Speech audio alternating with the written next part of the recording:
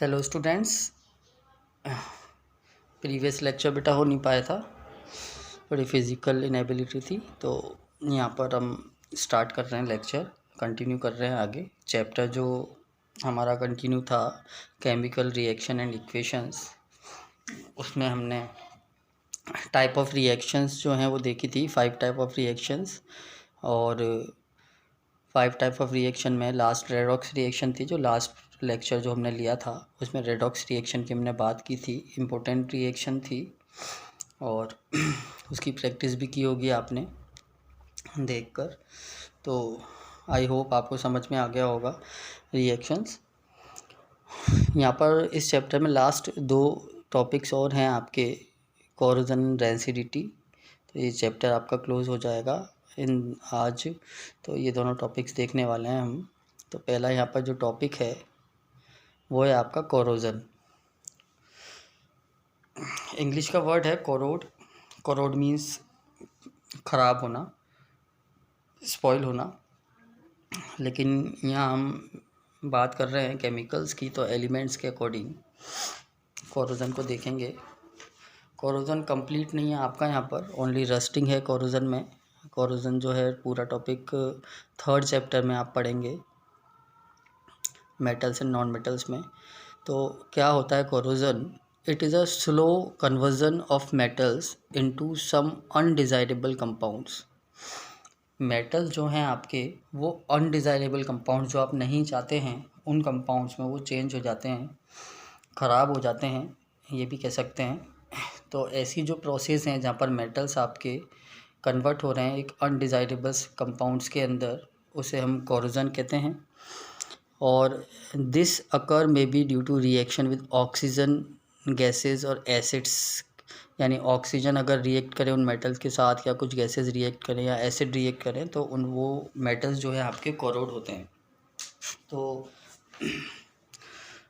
Corrode means slow conversion है आपके metals का अनडिज़ायरेबल कंपाउंड्स के अंदर।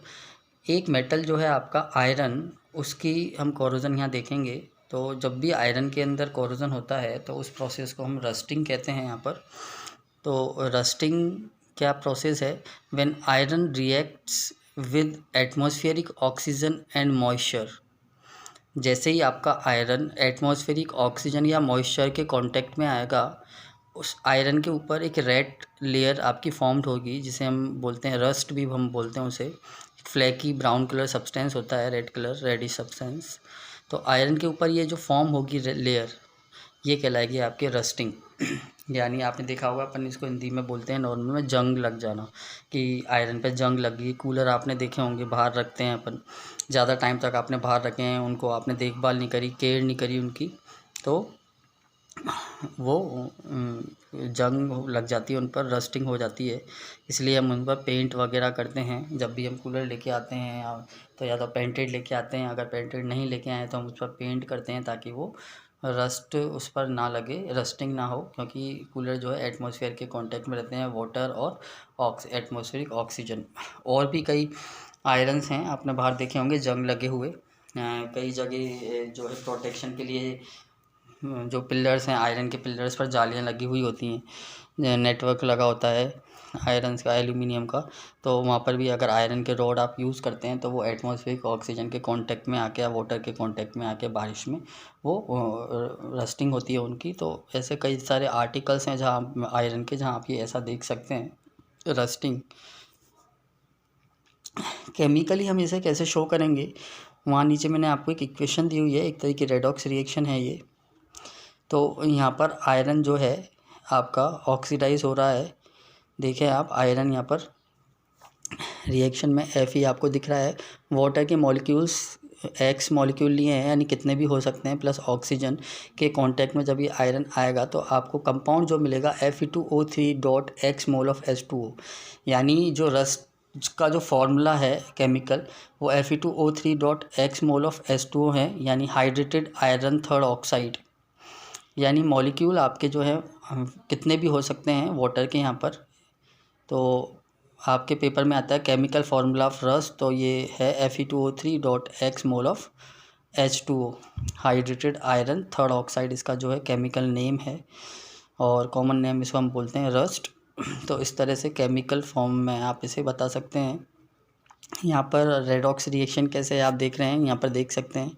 वैसे तो ऑक्सीजन ऐड हो रहा है आयरन में, तो ऑक्सीडेशन हो रहा है पता लग रहा है, फिर भी यहाँ पर आयरन जो है Fe वो उसकी ऑक्सीडेशन स्टेट ज़ीरो है। यहाँ पर देखो न्यूट्रल है, किसी के साथ जुड़ा हुआ नहीं, ज़ीरो, और यहाँ पर ये शो कर रहा है +3। तो इसका मीन यहाँ पर आयरन का ऑक्सीडेशन हो रहा है। तो ऑक्सीडेशन होकर आपको ये जो रस्ट मिल रही है, तो इस तरह से आयरन पर रस्टिंग होती है। इसके मेथड्स हैं, हम कैसे प्रिवेंट कर सकते हैं रस्टिंग को। छोटी क्लासेस में आपने एक वर्ड सुना होगा गैल्वेनाइजेशन प्रोसेस, यहाँ जो हम देख सकते हैं methods to prevent rusting. Rusting को कैसे प्रिवेंट करें, तो पहला जो मेथड है वो है गैल्वेनाइजेशन। गैल्वेनाइजेशन का मीन होता है कि हम किसी सुपीरियर मेटल को इन्फीरियर मेटल पर कोट करते हैं यानी उसके लेयर जो है प्रोटेक्ट करने के लिए किसी भी इन्फीरियर मेटल जो कम ज़्यादा रिएक्टिव है उसके ऊपर हम एक ऐसे मेटल की कोटिंग कर देते हैं जिसकी रिएक्टिविटी कम रहती है एटमॉस्फेयर से, ताकि रस्ट ना लगे। तो गैल्वेनाइजेशन जो प्रोसेस है वो है, it is the process of applying zinc coating. यहाँ पे आप जिंक मेटल का यूज़ करते हैं, मटेरियल जो है जिंक का होता है, और आप स्टील और आयरन पर उसे कोट करते हैं कि ताकि आयरन पर रस्टिंग ना हो।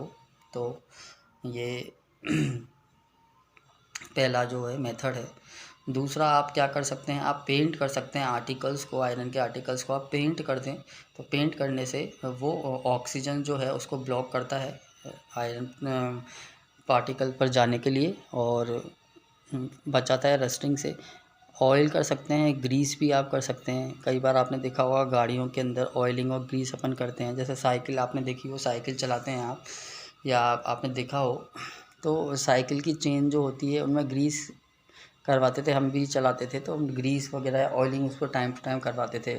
सपोज़ करें आपने कुछ टाइम के लिए साइकिल को रख दिया, 2-3 महीने के लिए, वो उस पर पानी भी लग रहा है बारिश का और बाहर रखी हुई है, तो वो जो है जंग लग जाती थी। जंग लगने से वो जो उसमें आवाज़ आती थी, कड़ कड़ कड़ कर, मूव नहीं होती थी आगे, बहुत हैवी चलती थी वो। तो जितना ऑयलिंग और ग्रीस होता है, तो ऑयल और ग्रीस जो है ऑक्सीजन को पहुंचने नहीं देता आर्टिकल तक और आयरन आर्टिकल तक, और उसको प्रिवेंट करता है रस्टिंग से। तो ये आपके 3 मेथड हैं रस्टिंग के। गैल्वेनाइजेशन कर दें, पेंट कर दें आप आर्टिकल पर, या ऑयल और ग्रीस का यूज़ करें उस आर्टिकल को बचाने के लिए। तो ये रस्टिंग का एक छोटा सा टॉपिक था आपके कोरोजन का। तो फिर से अपन इस कोरोजन को एक बार रिकैप करते हैं कि कोरोजन होता क्या है, कि when metal eaten up by air और मॉइस्चर ग्रेजुअली, यानी अगर कोई मेटल धीरे धीरे एयर और मॉइस्चर के कारण जो है धीरे धीरे ख़राब होता है, तो उसे हम कोरोजन बोलते हैं। यहाँ हमने देखा आयरन का कोरोजन मीन्स रस्टिंग होती है। रस्टिंग का मीन्स जब भी कोई भी आयरन जो है एयर के कांटेक्ट में या मॉइस्चर के कांटेक्ट में आता है, तो उस पर रेड ब्राउन कलर की एक फ्लैकी सब्सटेंस डिपॉजिट हो जाता है, जिसे हम बोलते हैं रस्ट। और उसकी एक केमिकल इक्वेशन आपने पीछे देखी थी अभी, कि जब भी आयरन, ऑक्सीजन और हाइड्रोजन मिक्स होंगे तो आपका हाइड्रेटेड आयरन थर्ड ऑक्साइड यानी रस्ट फॉर्म होगा, उसे आयरन की रस्टिंग हम बोलते हैं। तो ये आपके टॉपिक्स थे 2।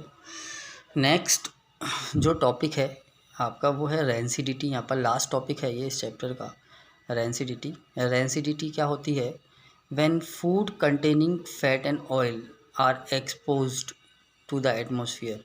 जब भी आपके फूड जो ऑयल कंटेन करते हैं या फैट कंटेन करते हैं, उन्हें आप एक्सपोज करके रखते हैं एटमॉस्फेयर के अंदर, तो उन फैट का या ऑयल का ऑक्सीडेशन हो जाता है, जिससे उनका टेस्ट एंड ऑर्डर जो है वो चेंज हो जाता है, स्पॉइल हो जाता है उनका टेस्ट भी। तो उसे हम बोलते हैं रेंसिडिटी, या एक शॉर्ट लैंग्वेज में आप इसे बोल सकते हैं the aerial oxidation of fat and oil. जो ऑयल और फैट का एरियल ऑक्सीडेशन जो है वो रेंसिडिटी कहलाता है। और as a result of rancidity food जो taste and order of food जो है वो स्पॉइल हो जाएगी, आपकी रेंसिड हो जाएगी। तो ये जो प्रोसेस है रेंसिडिटी कहलाती है। आपके घर में आपने कई बार देखा होगा ये प्रोसेस रेंसिडिटी होते हुए। फंगस भी कई फूड पर आपकी अप्लाई हो जाती है।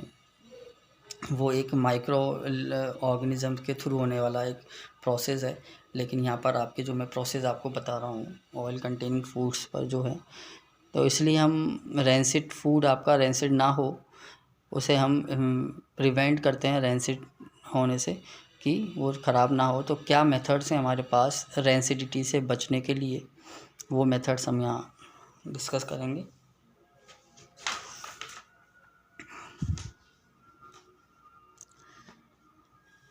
रेंसिडिटी से बचने के जो मेथड्स हैं हमारे पास, जो पहला मेथड है, आप यूज़ कर सकते हैं एंटीऑक्सीडेंट्स का। एंटीऑक्सीडेंट्स अगर आप मिलाते हैं फूड के अंदर तो आपका फूड जो है रेंसिड नहीं होगा।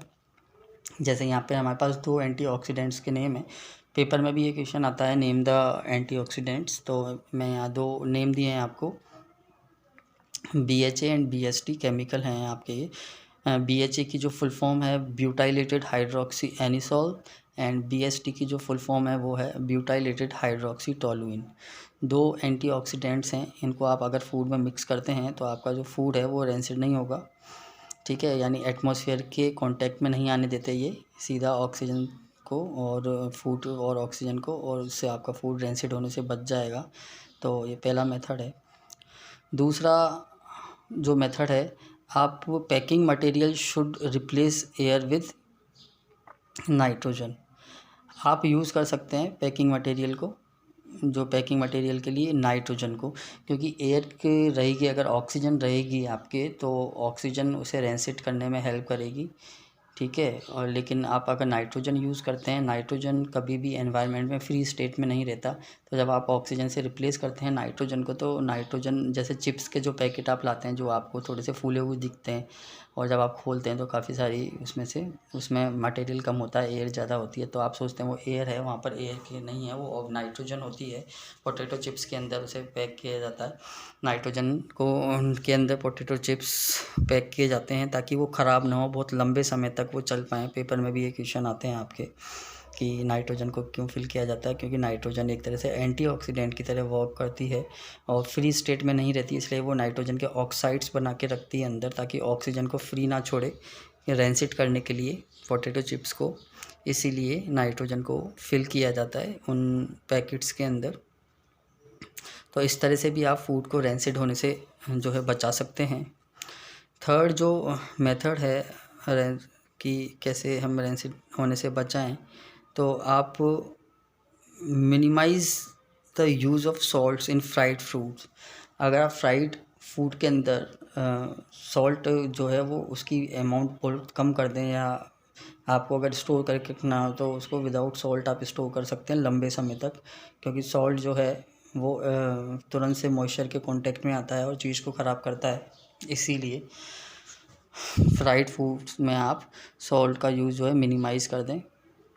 दूसरा नेक्स्ट जो है लास्ट है कि आप फूड को स्टोर करने के लिए रेफ्रिजरेटर्स का यूज़ कर सकते हैं, यानी लो टेम्परेचर पर अगर आप फूड को रखते हैं तो फूड स्पॉइल नहीं होता। इसका रीज़न ये होता है कि जितने भी लिविंग ऑर्गेनिज्म हैं उनको एक टेम्परेचर जो है सूटेबल टेम्परेचर चाहिए, और लो टेम्परेचर पर वो अपनी ग्रोथ नहीं करते हैं, तो इसीलिए उन्हें रेफ्रिजरेटर में अगर आप यूज़ करें तो आप रेंसिड होने से बचा सकते हैं फूड को। तो ये बेटा 2 टॉपिक्स थे आपके, कोरोजन और रेंसिडिटी। तो ये चैप्टर आपका क्लोज़ हो गया है। यहाँ पर एक बीच में एक टॉपिक मैंने यहाँ पर नहीं लिया था, केमिकल इक्वेशन, क्योंकि केमिकल इक्वेशन को बैलेंस करने के लिए मैं आपको, जब आपकी क्लासेस बोर्ड पर होंगी तो वहाँ मैं एक्सप्लेन करूँगा आपको कैसे बैलेंस करते हैं केमिकल इक्वेशन। लेकिन अभी आज के दूसरे पार्ट में हम केमिकल इक्वेशन क्या होती है, कितने टाइप की होती है, वो देखने वाले हैं। और जो शायद आपका अगर लेक्चर शायद बोर्ड पर भी स्टार्ट हो सकता है, नेक्स्ट लेक्चर बोर्ड पर हो सकता है, मैं कोशिश कर रहा हूँ, अगर हो जाता है तो ज़्यादा बेटर है, समझने में वहाँ दिक्कत नहीं आएगी, मुझे भी समझाने में कोई प्रॉब्लम नहीं आएगी बोर्ड पर, ठीक है बेटा। तो आप ये लास्ट जो टॉपिक है रेंसिडिटी से फिर से रिकैप करते हैं कि फूड का एरियल ऑक्सीडेशन अगर होता है ऑयल एंड फैट का, तो उसे हम बोलते हैं रैंसिडिटी। उसमें आपके ऑर्डर एंड टेस्ट जो है वो चेंज हो जाता है, फूड का स्पॉइल हो जाता है, और उसे हम प्रिवेंट कर सकते हैं यहाँ पर एंटीऑक्सीडेंट्स के थ्रू। जो 2 एंटीऑक्सीडेंट्स मैंने यहाँ आपको नेम दिए हैं, BHA, BST। Next, packing material को एयर की जगह नाइट्रोजन फिल की जा सकती है पैकिंग मटेरियल्स के अंदर, उससे मिनिमाइज़ हो जाएगा। और यूज़ ऑफ जो सॉल्ट है फ्राइड फ्रूट्स में, उसे हम कम कर दें बिल्कुल। और जो रेफ्रिजरेटर्स हैं आपके, उनमें फ़ूड को स्टोर कर सकते हैं, तो हम फूड को रेंसिड होने से बचा सकते हैं। तो ये बेटा आपका चैप्टर ऑलमोस्ट ख़त्म हो गया है। इसके कुछ क्वेश्चंस वगैरह आप सॉल्व करें, केमिकल रिएक्शंस देखें, उन्हें सॉल्व करें, कैसे किस रिएक्टेंट से क्या प्रोडक्ट्स मिल रहे हैं आपको, कैसे मिल रहे हैं, वहाँ टाइप ऑफ रिएक्शन से आपको समझ में आ जाएगा इजीली। और नेक्स्ट पार्ट में हम लास्ट टॉपिक देखेंगे, केमिकल इक्वेशन वाला। ठीक है बेटा, थैंक यू।